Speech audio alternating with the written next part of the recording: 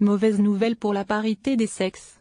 Pour la première fois, après 10 ans de progrès lent mais constant, les inégalités entre les hommes et les femmes se sont de nouveau creusées cette année, selon le rapport annuel sur la parité entre hommes et femmes du Forum économique mondial (WEF), publié jeudi. Depuis 2006, cette étude mesure l'importance des inégalités entre les sexes dans 144 pays en se basant sur 4 domaines: la représentation et les opportunités économiques, salaire, participation et fonctions dirigeantes, l'éducation, accès à l'éducation de base et supérieure, l'émancipation politique, représentativité au sein des structures décisionnaires, ainsi que la santé et la survie, espérance de vie et ratio filles-garçons. Les conclusions du rapport indiquent une aggravation du fossé entre les sexes dans l'ensemble de ces domaines.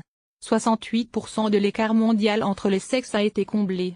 On retient par conséquent une légère détérioration par rapport à 2016 et 2015, où l'écart était de 68,3% et 68,1% respectivement, est-il noté dans le compte-rendu. À ce rythme, l'écart global ne devrait être comblé que dans un siècle, contre une estimation de 83 ans l'an dernier. Les inégalités au travail comblées en 2234. Les secteurs où les disparités sont les plus difficiles à surmonter sont l'emploi et la santé. Dans le milieu du travail, la parité ne devrait être atteinte que dans 217 ans, soit en 2234, alors que l'an dernier l'attente était mesurée à 170 ans. Ce constat est bien celui d'une inversion de tendance, et ce chiffre est la plus faible performance mesurée par l'indice depuis 2008. En revanche, le fossé politique est celui où les disparités entre les sexes sont les plus criantes et il pourrait mettre 99 ans à se résorber, pointe le WEF. Si la tendance actuelle se confirme, l'écart entre les sexes dans le domaine de l'éducation pourrait, lui, être comblé d'ici 13 ans. En 2017, nous ne devrions pas assister à une inversion de la tendance à l'amélioration de la parité des sexes.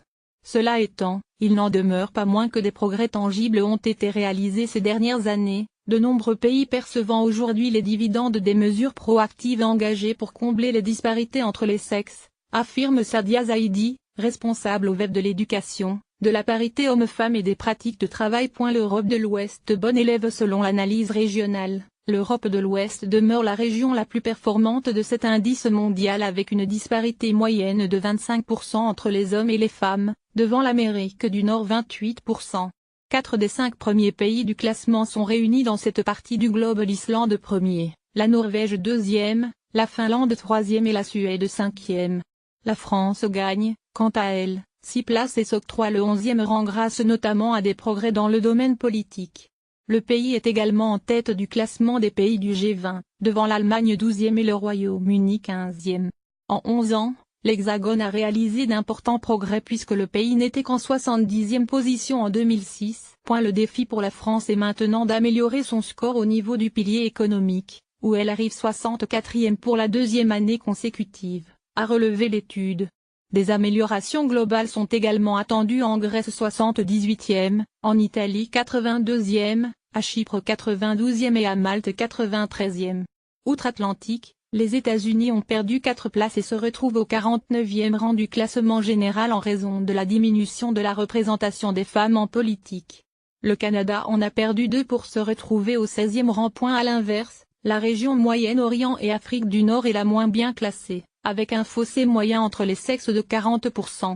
Hormis Israël 44e, les pays les plus performants de la région sont la Tunisie 117e, les Émirats arabes unis 120e et Bahreïn 126e.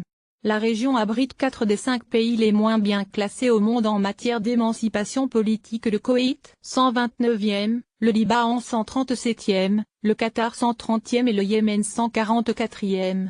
Note positive, 11 des 17 pays étudiés ont amélioré leur score global,